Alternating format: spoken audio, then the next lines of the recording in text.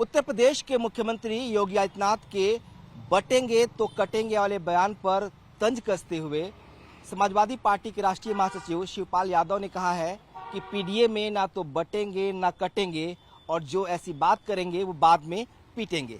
जाहिर सी बात है, ये थॉट जो है समाजवादी पार्टी की है और वो अब दिखाई भी देने लगी है।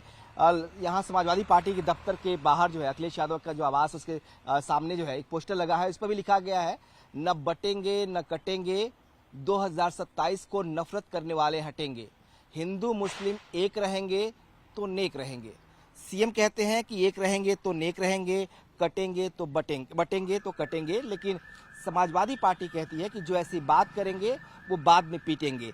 दरअसल जो नारा है कटेंगे तो बटेंगे तो कटेंगे, वो अब पूरे देश में एक तरह से बीजेपी का स्लोगन बन चुका है और पूरी सियासत अब इसी के आर पार घूम रही है।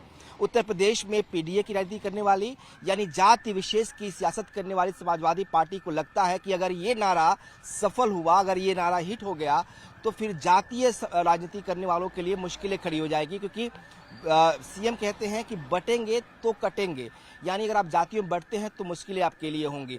जबकि पीडीए का मतलब ही है जातियों को, एक गुट को एक साथ करके चुनाव मैदान में आना, चुनाव जीतना, और इनके लिए मुश्किलें खड़ी हो सकती है। लगता है कि अगर ये कामयाब हो गया नारा तो फिर उत्तर प्रदेश के उपचुनाव में मुश्किलें हो सकती हैं, क्योंकि बीजेपी इसी नारे को लेकर उत्तर प्रदेश में जा रही है।